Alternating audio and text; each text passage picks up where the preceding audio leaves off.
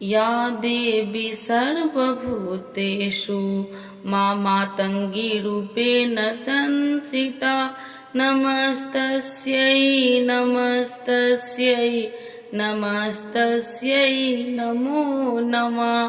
तो एक बार बोलिए प्रेम से माँ मातंगी माता की जय, भगवती माता की जय। आज हम आपके लिए नवमी महाविद्या माता मातंगी की कथा को लेकर आए हैं।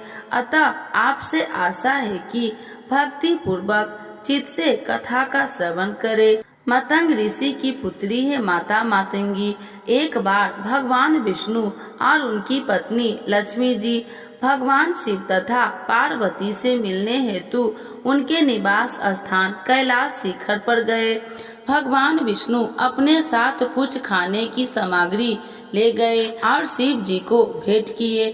भगवान शिव तथा माता पार्वती ने भोजन किया, लेकिन कुछ अंश धरती पर गिरे।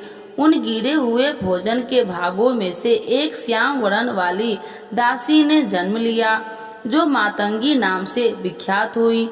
अत्यंत पुराणों में उन्हें मतंग ऋषि की पुत्री के रूप में जन्म लेने के कारण उनका नाम मातंगी पड़ा। उनकी सर्वप्रथम आराधना भगवान विष्णु ने कि वह विष्णु जी की अर्ध शक्ति भी मानी गई है।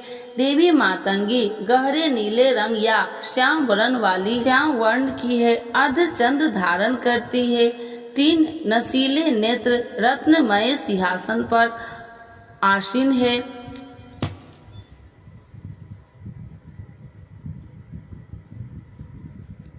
उनको कमल का आसन भी प्रिय है। वह गुंजा के बीजों की माला धारण करती है। चतुर्भुजी है। लाल रंग के आभूषण भी धारण करती है।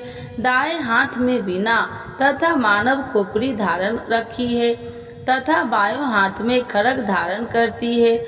यह उनकी अभय मुद्रा है। तोते हर समय उनके साथ में है, जो वाणी और वचनों के प्रतीक है। उनका परम धाम गुजरात के सेना में स्थित है। मातंगी देवी प्रकृति की देवी है, कला संगीत की देवी है, तंत्र की देवी है, वचन की देवी है। यह एकमात्र ऐसी देवी है जिनके लिए व्रत नहीं रखा जाता है। यह केवल मन और वचन से ही तृप्त हो जाती है। भगवान शंकर और माता पार्वती के भोज्य की शक्ति के रूप में मातंगी देवी का ध्यान किया जाता है। मातंगी देवी को किसी भी प्रकार के इंद्रजाल और जादू को काटने की शक्ति प्रदान है। देवी मातंगी का स्वरूप मंगलकारी है। वह विद्या और वाणी की अधिष्ठात्री देवी है। पशु पक्षी जंगल आदि प्राकृतिक तत्व उनका वास होता है। वह 10 महाविद्याओं में 9वें स्थान पर है। मातंगी देवी श्री लक्ष्मी जी का ही स्वरूप है।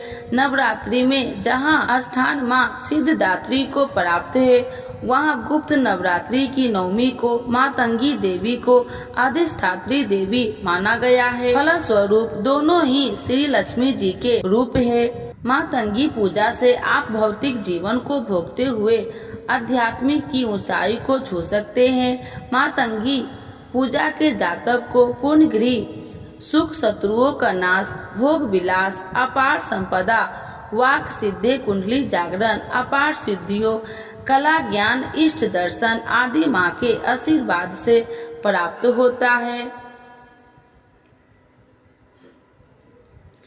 मातंगी का यह रूप माता सरस्वती के समान है। इसीलिए इनकी साधना करने से हमें माता सरस्वती की पूजा समान लाभ भी मिलते हैं। इससे व्यक्ति की बुद्धि व विद्या का विकास होता है तथा वाणी मधुर होती है। माता मातंगी की आशीर्वाद से मनुष्य को कला व संगीत के क्षेत्र में उन्नति देखने को मिलती है। तो एक बार बोलिए प्रेम से माँ मातंगी माता की जय, भगवती माता की जय। आज सुनते हैं नवरात्रि के 9वें दिन माँ सिद्धदात्री की कथा। तो एक बार बोलिए प्रेम से माँ सिद्धदात्री की जय, भगवती माता की जय। हिंदू धर्म में 9 दिन तक चलने वाला नवरात्रि का पर्व नवमी के दिन समाप्त हो जाता है। नवरात्रि के 9 दिन में भिन्न भिन्न देवियों की पूजा की जाती है। इस प्रकार नवरात्रि के अंतिम दिन देवी दुर्गा के 9वें स्वरूप माता सिद्धिदात्री की पूजा की जाती है। 9 दिन तक धारण किए गए व्रत का उद्यापन भी 9वें दिन किया जाता है। माता सिद्धिदात्री की पूजन, कथा, भोग इत्यादि करके कन्याओं को अपने घर बुलाकर भोजन करवाया जाता है। माना जाता है कि नवरात्रि के अंतिम दिन कन्याओं को भोजन कराने से माता रानी स्वयं कन्या के रूप में घर में पधारती है तथा भक्त का घर सुख समृद्धि से भर जाता है। आज हम आपके लिए माता सिद्धिदात्री की कथा लेकर आई हैं। सिद्धिदात्री की कथा के अनुसार, पौराणिक कथाओं के अनुसार एक दिन भगवान शिव माता सिद्धिदात्री की घोर तपस्या कर रहे थे। उनकी तपस्या से माता सिद्धिदात्री प्रसन्न हो गई और उन्होंने भगवान शिव को 8 सिद्धियों की प्राप्ति का वरदान कर दिया। इस वरदान के फलस्वरूप भगवान शिव का आधा शरीर देवी के रूप में परिवर्तित हो गया। इसके बाद से भगवान शिव को अर्धनारेश्वर का नाम से प्राप्त हुआ। शिव जी का यह रूप संपूर्ण ब्रह्मांड में पूजनीय है। धरती पर उनको राक्षसों का जन्म होने लगा था। ऋषि मुनियों तथा सज्जनों लोगों का निवास करना मुश्किल हो रहा था। इसी बीच जब पृथ्वी पर महिषासुर नामक दैत्य के अत्याचारों की अति हो गई थी, तब उस दानव के अंत हेतु सभी देवतागण भगवान शिव तथा विष्णु जी से सहायता लेने पहुँचे। उस दानव के अंत के लिए सभी देवताओं ने तेज उत्पन्न किया, जिसके जरिए सिद्धिदात्री उत्पन्न हुई। सिद्धिदात्री की पूजा विधि: शारदीय नवरात्रि की 9वीं पर सबसे पहले स्नान करें, कमल या गुलाब के फूलों की माला को अर्पित करें। कन्या भोजन के लिए बनाए प्रसाद चना, हलवा, पूरी का प्रसाद बनाए। श्री दुर्गा देव्य नमः मंत्र का 108 बार जाप करे। कन्या पूजन करे और फिर दान दक्षिणा दे। कन्याओं से आशीर्वाद लेकर उन्हें विदा करे। अब अपना व्रत खोले। एक बार बोलिए प्रेम से माँ सिद्धिदात्री की जय, भगवती देवी की जय। सिद्धिदात्री की आरती: जय सिद्धिदात्री तू सिद्धि की दाता, तू भक्तों की रक्षक, तू दासों की माता। जय सिद्धिदात्री तू सिद्धि की दाता, तू भक्तों की रक्षक, तू दासों की माता। तेरे नाम लेते ही मिलती है सिद्धि, तेरे नाम से मन की होती है शुद्धि। तेरे नाम लेते ही मिलती है सिद्धि, तेरे नाम से मन की होती है शुद्धि। कठिन नाम सिद्ध कराती हो तुम, जीभा हाथ सबे फिर से जीभा हाथ से बग के सर धरती हो तुम। कठिन काम सिद्ध कराती हो तुम, जीभी हाथ से बग के सर धरती हो तुम। तेरी पूजा में तो न कोई विधि है, तू जगदम्बे दाती तू सर्व सिद्धि है। तेरी पूजा में तो न कोई विधि है, तू जगदम्बे दाती तू सर्व सिद्धि है। रविवार को तेरा सुमरन करे जो, तेरी मूर्ति को ही मन में धरे जो। रविवार को तेरा सुमरन करे जो, तेरी मूर्ति को ही मन में धरे जो। तू सब काज उसके कराती हो पूरे, कभी काम उसके न रहे अधूरे। तू सब काज उसके कराती हो पूरे, कभी काम उसके रहे न अधूरे। तुम्हारी दया और तुम्हारी यह माया, रखे जिसके सर पैर मैया अपनी छाया। तुम्हारी दया और तुम्हारी यह माया, रखे जिसके सर मैया अपनी छाया, सर्व सिद्धि दाती हो है भाग्यशाली, जो है तेरे दर का ही अम्बे सवाली। सर्व सिद्धि दाती हो है भाग्यशाली, जो है तेरे दर का ही अम्बे सवाली। हिमांचल है पर्वत जहाँ वास तेरा, वहाँ नंदा मंदिर है वास तेरा। हिमांचल है पर्वत जहाँ वास तेरा, वहाँ नंदा मंदिर में है वास तेरा। मुझे आसरा है तुम्हारा ही माता, वंदना है सवाली तू जिसकी दाता। मुझे आसरा है तुम्हारी ही माता, वंदना है सवाली तू जिसकी माता।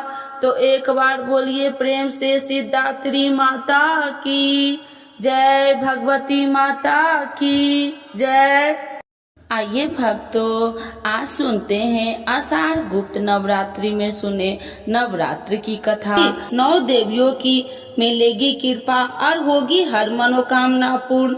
तो एक बार बोलिए प्रेम से दुर्गा महारानी की जय, भगवती माता की जय। श्री बृहस्पति जी बोले, हे ब्रह्मा जी, आप अत्यंत बुद्धिमान, सर्वशास्त्र और चारों वेदों को जानने वाले में श्रेष्ठ हो। हे प्रभु, कृपा कर मेरा वचन सुनो। चैत्र, आश्विन, माघ और आषाढ़ मास के शुक्ल पक्ष में नवरात्र का व्रत और उत्सव क्यों किया जाता है? हे भगवान, इस व्रत का फल क्या है? किस प्रकार करना उचित है? और पहले इस व्रत को किसने किया, सो विस्तार से कहो। श्री बृहस्पति जी का ऐसा प्रश्न सुनकर ब्रह्मा जी ने कहने लगे, हे बृहस्पति देव, प्राणियों का हित करने की इच्छा से तुमने बहुत ही अच्छा प्रश्न किया है। जो मनुष्य मनोरथ पूर्ण करने वाली दुर्गा महादेवी, सूर्य और नारायण को ध्यान करते हैं, वे मनुष्य धन है। यह नवरात्र व्रत संपूर्ण कामनाओं को पूर्ण करने वाला है। इसके करने से पुत्र चाहने वाले को पुत्र, धन चाहने वाले को धन, विद्या चाहने वाले को विद्या और सुख चाहने वाले को सुख मिलता है। इस व्रत को करने से रोगी मनुष्य को रोग दूर हो जाता है और कारागार में पड़ा हुआ मनुष्य बंधन से छूट जाता है। मनुष्य की तमाम विपत्तियां दूर हो जाती है और उसके घर में संपूर्ण संपत्ति आकार उपस्थित हो जाती है। बंधिया और काक बंधिया के इस व्रत के करने से पुत्र हो जाता है। समस्त पापों को दूर करने वाले इस व्रत के करने से ऐसा कौन सा मनोरथ है जो सिद्ध नहीं हो सकता? यदि व्रत करने वाला मनुष्य सारे दिन का उपवास न कर सके तो एक समय भोजन करे और उस दिन बंधावों सहित नवरात्रि व्रत की कथा श्रवण करे। हे बृहस्पति देव, जिसने पहले इस महाव्रत को किया है, उसका पवित्र इतिहास मैं तुम्हें सुनाता हूँ। तुम सावधान होकर सुनो। इस प्रकार ब्रह्मा जी के वचन सुनकर बृहस्पति जी श्री ओम बोले, हे ब्राह्मण, मनुष्य को कल्याण करने वाले इस व्रत के इतिहास को मेरे लिए कहा। मैं सावधान होकर सुना। श्री ओम रहा हूँ, आपकी शरण आई हूँ, मुझ पर कृपा करो। ब्रह्मा जी बोले, पीठित नाम के मनोहर नगर में एक अनाथ नाम का ब्राह्मण रहता था। वह भगवती दुर्गा का भक्त था। उसके संपूर्ण सत्गुणों से युक्त मानो ब्रह्मा की सबसे पहली रचना हो ऐसी अर्थात नाम वाली सुमित नाम की एक अत्यंत सुंदर कन्या पैदा हुई। वह कन्या सुमित अपने घर के बाल कपन में अपनी सहेलिया के साथ कीड़ा करती हुई इस प्रकार बढ़ने लगी, जैसे शुक्ल पक्ष में चंद्रमा की कला बढ़ती है। उसका पिता प्रतिदिन दुर्गा की पूजा और होम किया करता था। उस समय वह भी नियम से वहाँ उपस्थित होती थी। एक दिन वह सुमित अपनी सखियों के साथ खेलने लग गई और भगवती के पूजन में उपस्थित नहीं हुई। इसके पिता को पुत्री की ऐसी असावधानियां देखकर क्रोध आया और पुत्री से कहने लगे कि हे दुष्ट पुत्री, आज प्रातः से तुमने भगवती की पूजा नहीं किया। इस प्रकार मैं किसी कुष्ठी और जय माता दी दरिद्र मनुष्य के साथ तेरा विवाह करूंगा। इस प्रकार कुपित पिता के वचन सुनकर सुमित को बड़ा दुख हुआ और पिता से कहने लगे कि हे पिताजी, मैं आपकी कन्या हूँ, मैं आपके सब तरह से अधीन हूँ। जैसे आपकी इच्छा हो मेरा विवाह कर सकते हो। होगा वही जो मेरे भाग्य में लिखा है। मेरा तो इस पर पूर्ण विश्वास है। मनुष्य न जाने कितने मनोरथ को चिंतन करता है, पर होता वही है जो भाग्य में विधाता ने लिखा है। जो जैसा करता है उसको फल भी उस कर्म के अनुसार ही मिलता है, क्योंकि कर्म करना मनुष्य के अधीन है पर फल देव के अधीन है। जैसे अग्नि में पड़े हुए तीन दी उसको अधिक प्रतिदीप्त कर सकते हैं, उसी तरह अपनी कन्या के ऐसे निर्भरता से कहे हुए वचन सुनकर उस ब्राह्मण को अधिक क्रोध आया। तब उसने अपनी कन्या का एक कुष्ठी के साथ विवाह कर दी और अत्यंत क्रोध होकर पुत्री से कहने लगे कि जाओ जल्दी जाओ, अपने कर्म का फल भोगो। देखो केवल भाग्य में भरोसा पर रहकर क्या करती है। इस प्रकार से कहे हुए पिता के कुटु वचन को सुनकर सुमित अपने मन में विचार करने लगे कि अहो, मेरा बड़ा दुर्भाग्य है जिसने मुझे ऐसा पति मिला है। इस तरह अपने दुख का विचार करते हुए वह सुमित अपने पति के साथ वन चली गई और भयानक वन में कुशा युक्त उस स्थान पर उन्होंने वह रात बड़े कष्ट से व्यतीत की। उस गरीब बालिका की ऐसा दशा देखकर भगवती पूर्व पुण्य के प्रभाव से प्रकट होकर सुमित से कहने लगे कि हे ब्राह्मणी, मैं तुम पर प्रसन्न हूँ। तुम जो चाहो वरदान मांग सकती हो। मैं प्रसन्न होने पर मनोवांछित फल देने वाली हूँ। इस प्रकार भगवती दुर्गा का वचन सुनकर ब्राह्मणी कहने लगे कि आप कौन है जो मुझ पर प्रसन्न हुई हो। यह सब मेरे लिए कहा और अपनी कृपा दृष्टि से मुझ दासी को कृतार्थ करो। ऐसा ब्राह्मणी का वचन सुनकर देवी कहने लगे कि मैं आदि शक्ति हूँ और मैं ही ब्रह्मा विद्या हूँ और सरस्वती भी हूँ।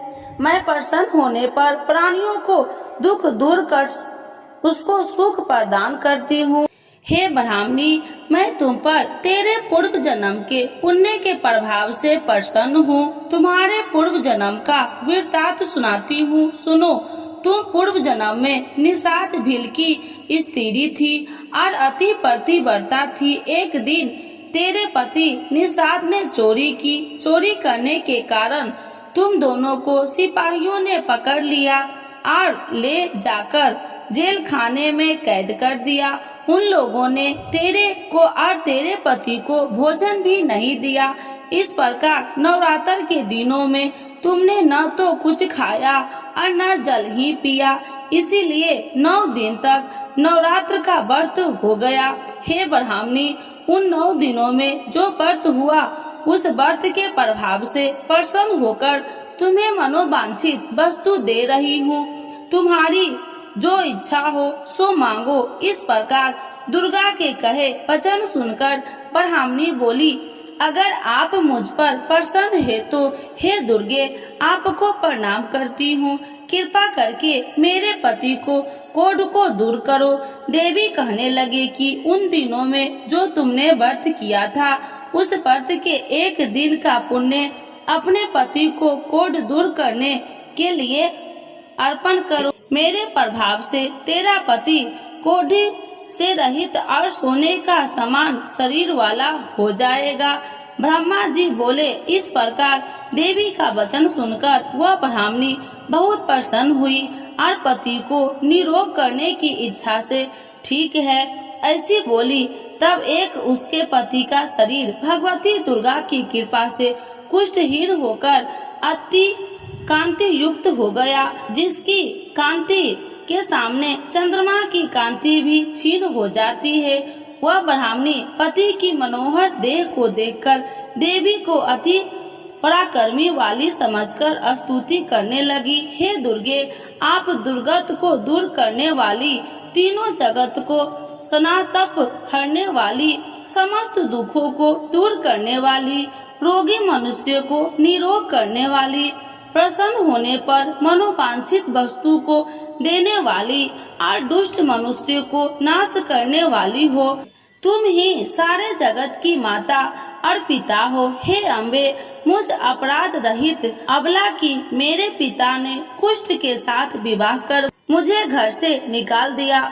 उसकी निकाली हुई मैं पृथ्वी पर घूमने लगी। आपने ही मेरा इस आपत्ति रूपी समुद्र से उद्धार किया है। हे देवी, आपको प्रणाम करती हूँ, मुझ दीन की रक्षा करो। ब्रह्मा जी बोले कि हे बृहस्पति, इसी प्रकार उस सुमित ने मन से देवी की बहुत स्तुति की। उससे की हुई स्तुति सुनकर देवी को बहुत संतोष हुआ और ब्राह्मणी से कहने लगी कि हे ब्राह्मणी, तुम्हारे उद्याल नाम का एक अति बुद्धिमान, धनवान, कार्तिवान और जितेंद्रिय पुत्र शीघ्र ही होगा।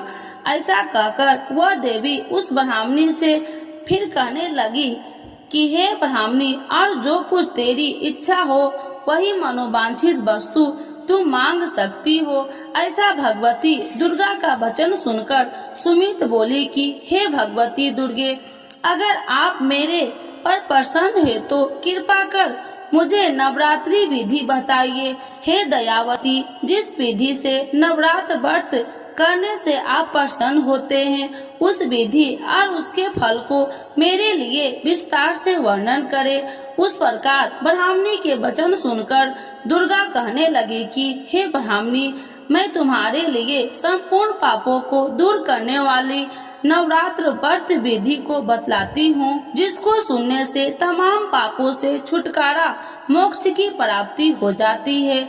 आश्विन मास के शुक्ल पक्ष की प्रतिपदा से लेकर 9 दिन तक विधि पूर्वक व्रत करे। यदि दिन भर का व्रत न कर सके तो एक समय का भोजन करे। पढ़े लिखे ब्राह्मणों से पूछकर घट स्थापना करे और वाटिका बनाकर उसको प्रतिदिन जल से सींचे। महाकाली, महालक्ष्मी और महासरस्वती की मूर्तियां बनाकर उसकी नित्य विधि सहित पूजा करे और पुरुषों से विधि पूर्वक अर्घ्य दे। बिजोरा के फूल से अर्घ्य देने से रूप की प्राप्ति होती है। जय फल से कीर्ति, दाख से कार्य की सिद्धि होती है। आंवले से सुख और केले के भूषण की प्राप्ति होती है। इस प्रकार फलों से अर्घ्य देकर यथा विधि हवन करे। खंड, घी, गेहूं, शहद और तिल, बिल्व, नारियल, दाख और कदम, इनसे हवन करे। गेहूं होम करने से लक्ष्मी की प्राप्ति होती है। खीर व चंपा के पुष्प से धन और रत्नों से तेज और सुख की प्राप्ति होती है। आंवलों से कीर्ति और केले से पुत्र हो।